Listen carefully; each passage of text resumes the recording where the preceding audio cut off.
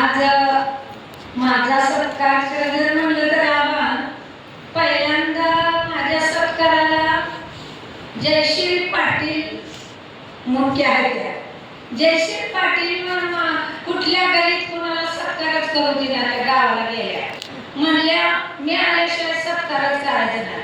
असा गावाला गलीत समजाने माझा सत्कार ठेवला होता.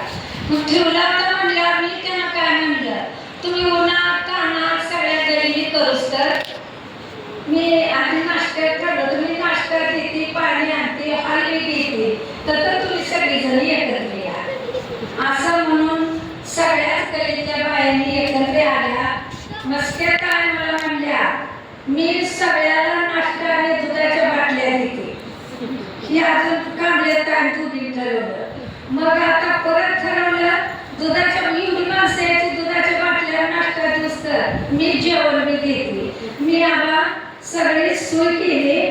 तर आता ह्या पुढच्या कोपऱ्यात गेल्यावर दिसल्यावर मला थोडस माझ्या सत्काराचं थोडं वाईट वाटतंय. पण दुसरी गोष्ट जी माझ्या अंतकरणाची आहे ती आहेच. तर आबासाहेब सखुबाई एवढी धाडस करते आणि एवढ्या धाडसानं सगळ्या तालुक्यात तुमच्यासाठी कुणाच्या गचुरीला मी धरते. पण का धरते, पण तेवढाच भाव सुद्धा माझ्या पाठीशी आहे म्हणून मी करते. आणि असा भाव मिळायला मी सगळ्याचं भाग्य लागतं. आणि अशा भावाला अशी मांडलेली बहीण मिळायला सुद्धा भाग्य लागतं. मी जरी त्याच्या रक्तमासाची नसली, जर मी मांडलेलीच असली, पण आबासाठी जर कोण कसला मोठा पुढारी असला तर ह्याच कचेरीवर दोघा तिघाच्या गचुरीला धरलेली आहे मी. तर आबासाहेब सांगायला मी माझ्या भावांचं नातं म्हणजे कितीतरी वर्ष सोडलेलंच होतं. आणि त्या मनाला माझा भाव म्हणला की पैसे दिले नाही तर म्हणून बांधून घेतली नाही. म्हणून मी म्हणलं माझ्या भावाला तुला धाग्याची तरी बांधते.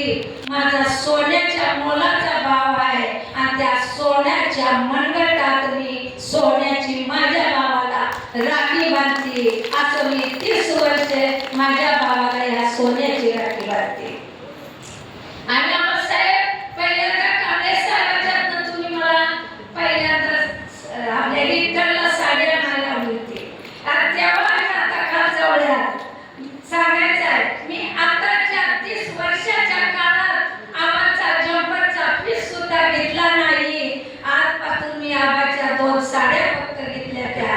त्याचे कारण काय आहे, आपण म्हणतोय माझ्या भावाचं रक्षण करायचं आहे आणि रक्षणासाठी आपण त्या भावाच्या मनगटामध्ये रक्षण व्हावं म्हणून आपण धागा बांधतो.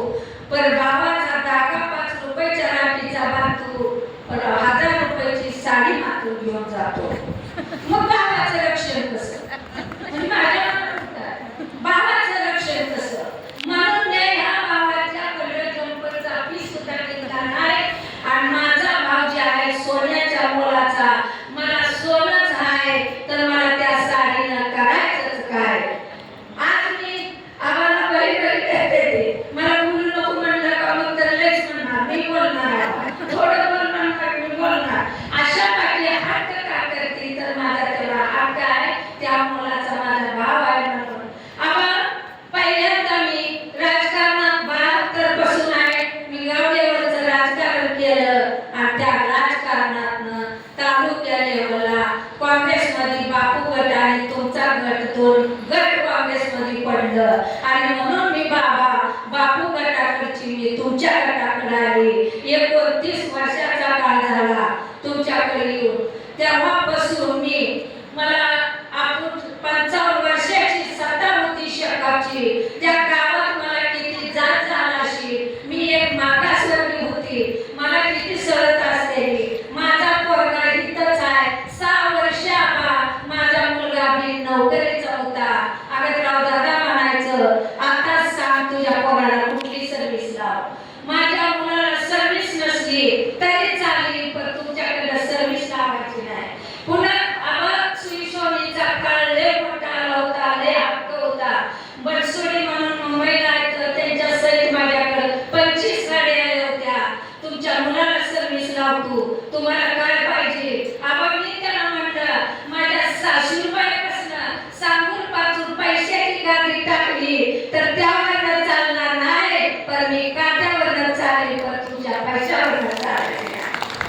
तर आबा एक त्याग करण्याला श्रीमंती कुणाला येते कुणाला जाते त्याचं नसतं. आबा माझं तर परिस्थिती आई बापाची बी गरिबी, माझी बी गरिबी, सासरची बी गरिबी, पोटात माझ्या एक बाळ, हातात माझ्या एक बाळ. आबा मला सासर मायला येऊ लागलं. मायला सुद्धा आल्यावर बाळाचा दुष्काळ पडला होता. मला बापाच्या डोकीवर गेलं जावं लागत होतं. असं करून 20 वर्षाचा काळ मी डोकीवरची पाठी लोकांची घेऊन काय गँगर काही दिवस मी काम लोकांचं घेऊन केलं आणि 92ला मी चेअरमन झाली. 92ला चेअरमन झाली मध्ये पंढरपूर दगडू घोडक्याचं मी काम करत होती. दगडू घोडक्यानं पाठ थापट साहेब लेटी पाटलांनी पाठ थापटली घोडक्याची. असं सुंदर काम कुणी केलेलं मी बघितलं नाही. घोडक्याने मला बोलवलं, ह्या कामाचं श्रेय यांना द्या. ती म्हणला त्याचा काय संबंध आहे, तुमचं काम आहे. तर ती म्हणला लेटी पाटील म्हणला साहेब घोडक्याला मोठं करू नका, अशा गरीबाला कुठं तरी काम द्या. दगडू घोडके मग त्याच महिन्यात फेडरेशनचा चेअरमन झाला आणि मला त्याला चेअरमन केलं. आणि सावंत साहेबाकडं तुम्ही माझ्या कागदापत्राचं सगळं काम केलं. तर साहेब मी कामाला गेल्यावर डोक्यावर पाट्या घ्यायचा असल्यावर या पोटाची आग काय असते ती ज्याची काम करतं त्याला कळते. आपण चटणीवर आम्ही एक पाकर बांधून खोऱ्या पाठी घेऊन डोक्यावर जात होतो. आणि त्या वेळेला माझ्या गावाकडचं माझं सासरचं पळशीचं झाड एक आग पाट्यावर होतं आणि त्या त्या बाटलीला मी बघून कवटाळत होती. आता आयुष्यभर माझं तुटलं, आयुष्यभर मला डोक्यावर पाठी घ्यायची आहे. अशा परिस्थितीचं माझं दिवस गेलं आणि मला ह्या बाईने कवटाळलं. आबा साहेब असं करून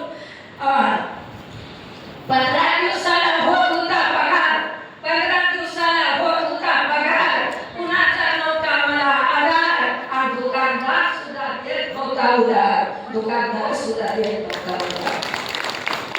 आणि आम्हाला राजकारणात आली.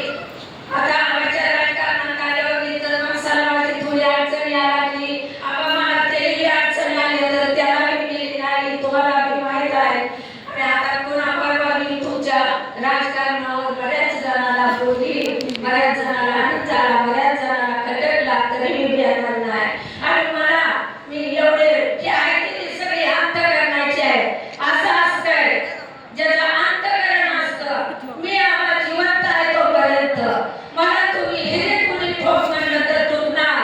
आणि तुम्हाला जर माझ्यासाठी काय मिळत असलं तर मला 1 कोटी लोकांना मला जाग्याला माझा प्राण कोण घेत असलं तरी मी देणार. पण माझा आबाईचे कधीतरी होणार आणि त्या दिवशी मला मरण आलं तर चालणार. माझ्या भावावरनं मला वडानं देवावरनं टाकावी, पण माझ्या देखत माझा भाऊ मातूर आमदार व्हावा ही एक माझी आशा आहे. आबा तुम्हाला सांगायचं आहे. आता त्या दिवशी थोडं वय सांगत होते, आता फुंड वाढल्यास सांगते.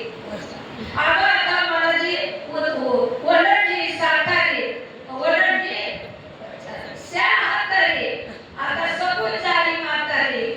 आता मी कशी बघायची तुमची आमदारी माझं जागा बोलत आहे. आबा तुम्हाला येणार म्हणजे याचं आहे, पण मी बोलताना तुम्ही उठा लागलं तर मी काय तर म्हणून तुम्ही मला थांबवता. माझं बोलणं लय आहे, पण तुमच्या जाण्याकरता मी इथंच थांबते. 2 शब्द बोलून गेलो.